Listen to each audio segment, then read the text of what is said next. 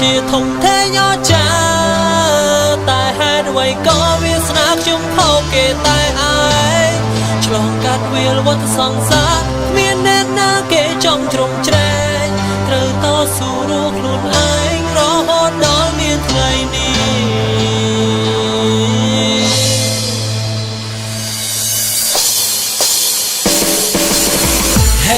អ្នកកំពុងតែស្ដាប់បាននិយាយពីឆាជីវិតមួយនេះពេលដូចជាក្បូនរសាប់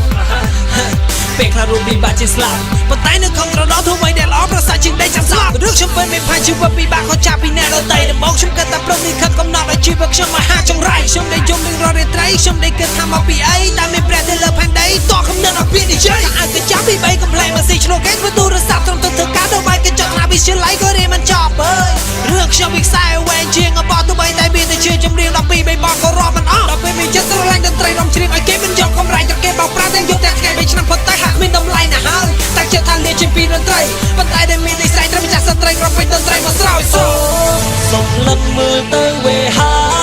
ពិតជាធំធេងអស្ចារ្យតែហេតុអ្វីក៏វាស្នាខ្ញុំខុសគេតែឯ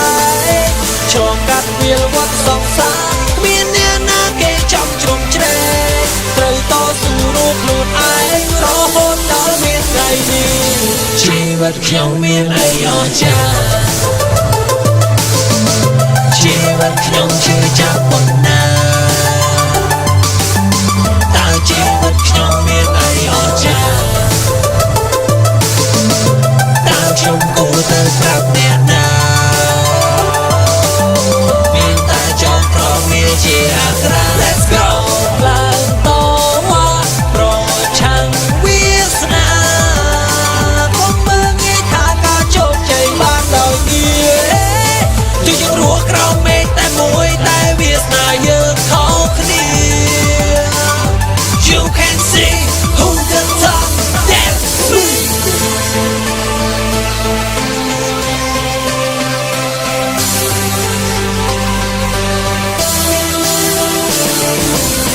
ការពីមកវិញមិនណាគេចង់រាប់អានព្រោះតែគូសាខ្ញុំក្រគេគិតមិនល្អគេឌីសតែដេរឆានគេបដៅកូនគេតែកូនកុំយកតម្រាតាមវាចាស់ទៅឯនឹងរវេទនាបើឯងរឿងចាំតែកុំវា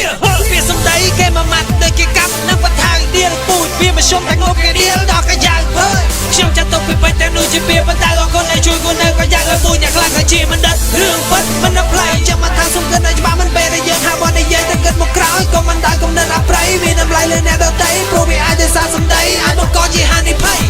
បើសិនជារូបខ្ញុំជ្រាបទៅលើនោះត្រង់ណាតែវាជារឿងពិតខ្ញុំចង់ឲ្យអ្នកពិចារណា